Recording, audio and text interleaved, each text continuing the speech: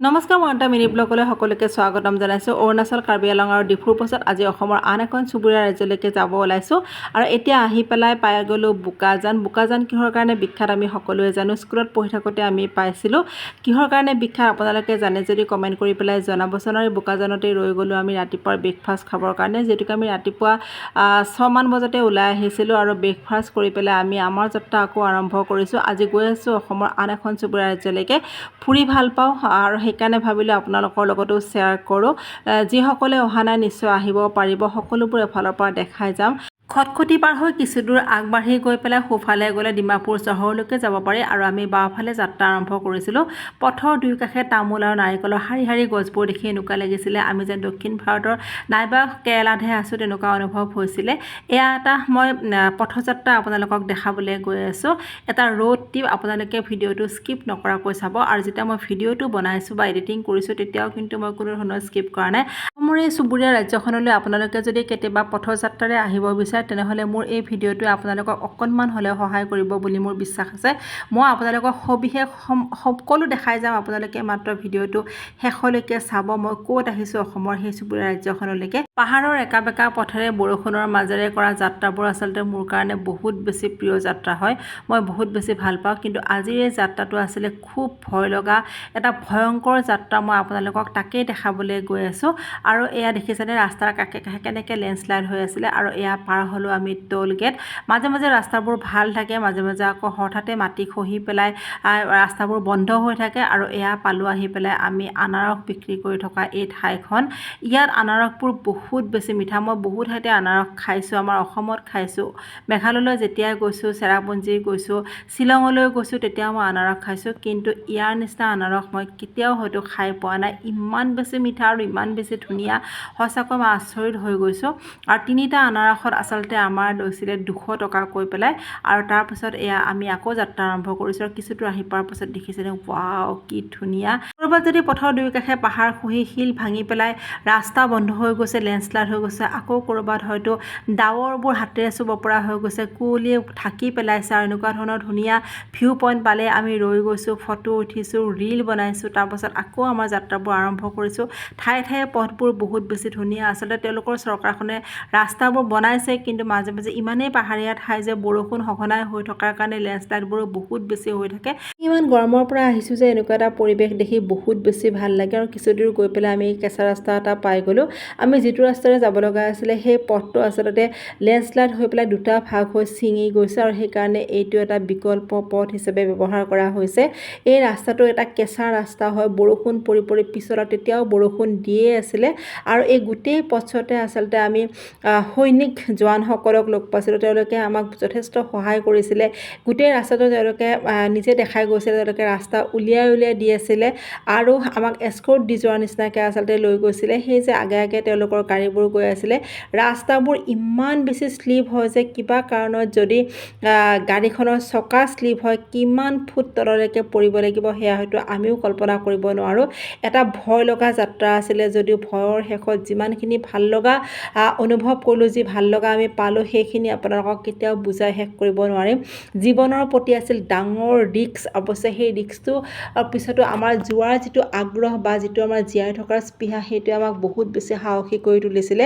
আৰু এনেকৈ আমি কিছু দূৰ গৈ আছিলোঁ। এয়া দেখিছেনে, গাড়ীখন আমাৰ বিচতো চলা নাছিলে, মাত্ৰ লাহে লাহে লাহে লাহে গৈ আছিলে। পাহাৰ কাটি কাটি উলিয়াই দিয়া এই কেঁচা ৰাস্তাটো, ওপৰৰ পৰা বৰষুণ, গাড়ী একেবাৰে চলা নাছিলে। ইমান ৰিক্সত আহি থকাৰ পাছত বাই বহুত বেছি ভয় খাইছিলে আৰু বাৰে বাৰে এটা হনুমান চালিচা পাঠ কৰি কৰি পেলাই আহি আছিলে। আপোনালোকৰ বহুতেই হয়তো ভাবিব পাৰে যে ইমান ভয় লগা এটা জীৱনৰ ৰিক্স থকা ৰাস্তাৰে আমিনো কিয় যাব লাগে। আমি নিজেও ভবা নাছিলোঁ ইমান বেয়াকৈ ৰাস্তাবোৰ লেণ্ডশ্লাইড হ'ব, ইমান বেয়া ৰাস্তা হ'ব, বৰষুণ হয় ঠাণ্ডা হয় বুলি গম পাইছিলোঁ, পাহাৰীয়া ঠাই, কিন্তু ইমান বেছি হ'ব বুলি আমিও কল্পনা কৰা নাছিলোঁ। কিন্তু এনেকুৱা এটা যাত্ৰা কৰাৰ কাৰণে আমাৰ জীৱনৰ অভিজ্ঞতা হৈ গ'ল। মানুহৰ জীৱনত সকলো সময়তে তিতা মিঠা কেঁহা সকলো অভিজ্ঞতা হোৱাৰ প্ৰয়োজন। ইমান ভয় লগা বা ভয়ংকৰ পথছোৱা আমাক সুকলমে পাৰ কৰাই লৈ গৈছিলে আমাৰ গাড়ী চলাই থকা ৰিয়াজে, আৰু ৰিয়াজৰ সাহসতে আমি আগবাঢ়িব পাৰিছিলোঁ। আৰু এনেকৈ প্ৰায় 15-20 কিলোমিটাৰমান যোৱাৰ পাছত আমি পাই গৈছিলোঁ এটা ভাল ৰাস্তা। অৱশ্যে প্ৰতি সময়তে ৰাস্তাবোৰ বেয়া হৈ নাথাকে। এতিয়া যিহেতুকে বাৰিষাৰ দিন, বৰষুণটো বেছি হৈছে, কিন্তু নৱেম্বৰ ডিচেম্বৰ মাহত খুব ধুনীয়া হয়। 4-5 ঘণ্টাৰ এই পথছোৱাত আচলতে আমাক সময় লাগিছিলে প্ৰায় 9-10 ঘণ্টা এই কেঁচা ৰাস্তাখিনি পাৰ হ'বৰ কাৰণে।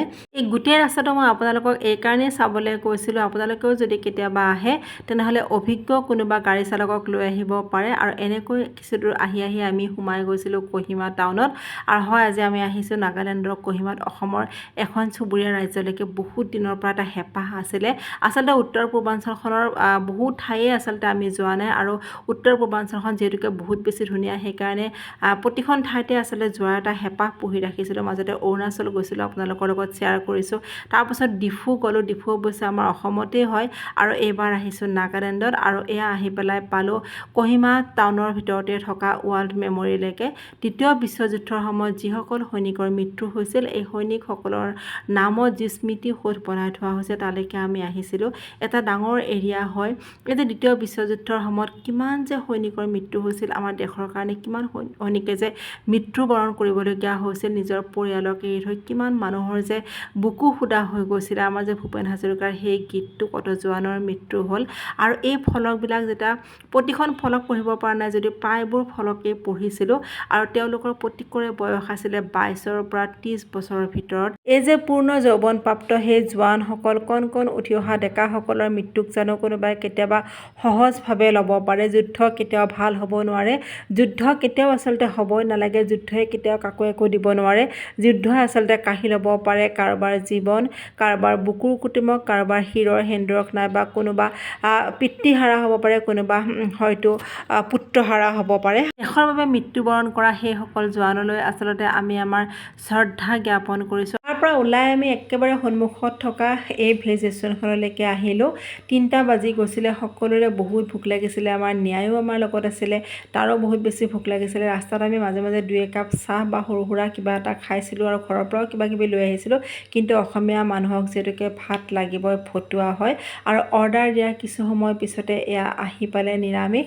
ইয়াত আচলতে কিমানজন মানুহৰ অৰ্ডাৰ তেওঁলোকে আমাক সুধি পেলাই এনেকৈ দি থৈ গৈছে, আৰু আমি নিজে লৈ খাবলগীয়া হৈছে।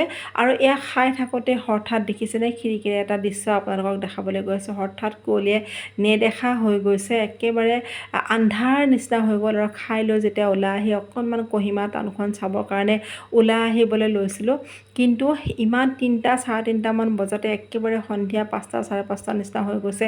ঠাণ্ডাই কঁপাই গৈছে আমাক। আচলতে যি সময়ত গুৱাহাটীত আগষ্টৰ মাহত মানুহ উতলি আছে গৰমত, সেই সময়ত কহিমাত আমি হাড় কঁপোৱা ঠাণ্ডাত কঁপি গৈছোঁ। আমাৰ ন্যায় বেটাৰ কাৰণে যিহেতুকে কাপোৰ নিয়া নাছিলোঁ, আমি কোনেও কাপোৰ লৈ যোৱা নাছিলোঁ। তাৰপিছত আমি লগে এখন দোকানত সোমালোঁ, ন্যায় বেটাৰ কাৰণে কাপোৰ কিনিলোঁ। 5 বজাৰ লগে যিহেতুকে কহিমা টাউনখন বন্ধ হৈ যায় বুলি ক'লে, সেইকাৰণে আমি তাত বেছি সময় আৰু ৰৈ নাথাকিলোঁ। আমি কিবা কিবি অলপ বজাৰ কৰিম বা কিনিম বুলি ভাবিছিলোঁ। ঠাণ্ডা, আনপিনে আকৌ বন্ধ হৈ যায়, সেইকাৰণে আমি তাৰ পৰা ওলাই আহিলোঁ। তাৰ পৰা প্ৰায় 25 কিলোমিটাৰ দূৰলৈকে আমি এতিয়া আহি আছোঁ আন এখন ঠাইলৈকে।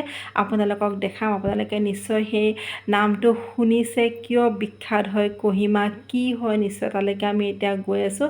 এতিয়াও বৰষুণ দিয়ে আছে, যিহেতুকে কহিমা এখন পাহাৰীয়া ঠাই, আৰু সেইকাৰণে আহি থাকোঁতে মাজৰ 2 এঠাইত অকণমান ৰাস্তাটো বেয়া পাইছিলোঁ। আহি পেলাই পাই গ'লোঁ এয়া কেচেমা ভিলেজ, নাগাসকলৰ এখন আদৰ্শ গাঁও বুলি ক'ব পাৰি। ইয়াতে হৰ্ণবিল ফেষ্টিভেল পতা হয়। আমি সকলোৱে জানো ডিচেম্বৰ মাহৰ প্ৰথম সপ্তাহত হৰ্ণবিল ফেষ্টিভেল হয়। বিশ্বৰ বিভিন্ন ঠাইৰ পৰা আচলতে হৰ্ণবিল ফেষ্টিভেললৈকে লোক আহে। সেই সময়ত ইয়াতে হোটেল নাইবা হোমষ্টে যিবোৰ আছে, সকলোবোৰ পোৱা বহুত টান হৈ পৰে, যিহেতুকে বহুত বেছি মানুহ আহে। সেইকাৰণে আপোনালোকে যদি হৰ্ণবিল ফেষ্টিভেললৈকে আহিব খোজে, তেনেহ'লে আগতীয়াকৈ অনলাইন বুকিং কৰি থৈ দিব পাৰে। নগা হেৰিটেজ ভিলেজত আপোনালোকে দেখিবলৈ পাব নগা জনগোষ্ঠীয়সকলৰ বিভিন্ন আৰ্হিৰ সেই ঘৰবোৰ। প্ৰায় 17টামান আৰ্হিৰ ঘৰ আমি ইয়াত দেখিবলৈ পাইছিলোঁ। প্ৰায়বোৰ ঘৰতে আচলতে ওপৰৰবিলাক সদায় বাঁহৰ হয় বা খেৰৰ হয়, আৰু তলৰ দৰ্জা খিৰিকী বা খুটাবোৰ আচলতে কাঠেৰে নিৰ্মিত হৈ থাকে। আৰু এইটো হৈছে লকডাউন, আৰু এই লকডাউনটো হৈছে কাঠৰ যিটো ড্ৰাম বজোৱা হয়, যেতিয়া কিবা বিপদৰ সময়ত বা কিবা সংকেত দিব লাগিলে, দূৰত থকা মানুহক যদি কিবা ক'বলগীয়া হয়, তেনেহ'লে এইটো তেওঁলোকে বজাই দিয়ে। এইটো এডাল কাঠতেই বনোৱা হৈছিলে, আৰু এইটো যেতিয়া বাঁহৰ লাঠিৰে বজোৱা হয়, খুব জোৰে শব্দ হৈ যায়, তেতিয়া গম পায় কোনোবাই কিবা এটা ক'বলৈ বিচাৰিছে। আৰু তেওঁলোকৰ ঘৰৰ আৰ্হিত, প্ৰত্যেকটোৰে ঘৰৰ আৰ্হিত কাঠৰ খুব ধুনীয়া শিল্পকলা ভাস্কৰ্যবোৰো আঁকা আছে। আৰু কিছুমান ঘৰৰ সন্মুখত আচলতে কিছুমান জীৱ জন্তুৰ আৰ্হিটো কাঠেৰে কাটি পেলাই জীৱ জন্তুৰ আৰ্হিটো বনাই থোৱা হৈ আছে মূৰবিলাক। নাগাসকলৰ যি কাঠৰ ভাস্কৰ্য সঁচাই বহুত বেছি সুন্দৰ, ইমান ধুনীয়াকৈ কাটি কাটি নিখুঁতভাৱে বনাই ৰাখিছে। মই হয়তো কাঠৰ ইমান নিখুঁত ভাস্কৰ্য আগতে কেতিয়াও দেখা নাই। মানুহে কয় অপেক্ষাৰ ফল হেনো মিঠা হয়, মানুহে ধৈৰ্য ধৰিব লাগে। চিৰি বগাই যদি যাওঁতে আপোনাৰ কষ্ট হ'ব পাৰে, কিন্তু ওপৰত গৈ পেলাই আপুনি যিখিনি দেখিব সেয়া আপোনাৰ কাৰণে সুখ, সেয়া আপোনাৰ প্ৰাপ্তি। কিবা এটা পাবলৈ হ'লে কিবা এটা হেৰুৱাব লাগিব। সেই যে বেয়া ৰাস্তাবোৰ পাৰ কৰি আমি আহিছিলোঁ, আৰু যদি আমি জীৱনৰ ৰিস্ক নলৈ পেলাই যদি উভতি গ'লোঁ হয়, তেনেহ'লে আমি ইমান ধুনীয়া নাগা হেৰিটেজ ভিলেজখন কাহানিও দেখিবলৈ নাপালোঁ হয়। আৰু তেওঁলোকৰ যি কলা সংস্কৃতি ভাস্কৰ্য, তেওঁলোকৰ এই যে নিজৰ এটা পৰিচয় বহন কৰি ৰাখিছে, তেওঁলোকে ইমান ধুনীয়াকৈ সকলোবোৰ আবদ্ধ কৰি পেলাই ৰাখিছে। এখন সেউজীয়া পৃথিৱী দেখাৰ পৰা আমি হয়তো সদায় বঞ্চিত হৈ ৰ'লোঁ হয়। আপোনালোকে যদি নাগা হেৰিটেজ ভিলেজলৈকে আহিব বিচাৰে, তেনেহ'লে তেওঁলোকৰ গোটেইখিনি একেলগে দেখিবলৈ পাব। এতিয়া আমি যাম আমি আগতীয়াকৈ ঠিক কৰি ৰখা হোম ষ্টেখনলৈকে। আজি আমি যিহেতুকে ইয়াত থাকিম, আৰু নগাৰ পাকঘৰৰ পৰা, নগাৰ ঘৰৰ পৰা নিশা কি শব্দ হৈছিলে, সকলোবোৰ নতুন নতুন অভিজ্ঞতালৈ নেক্সট ব্লগত আহি আছোঁ। ভিডিঅ'টো ভাল পালে লাইক কৰিব, কমেণ্ট কৰিব, শ্বেয়াৰ কৰিব। আজিলৈ বাই বাই।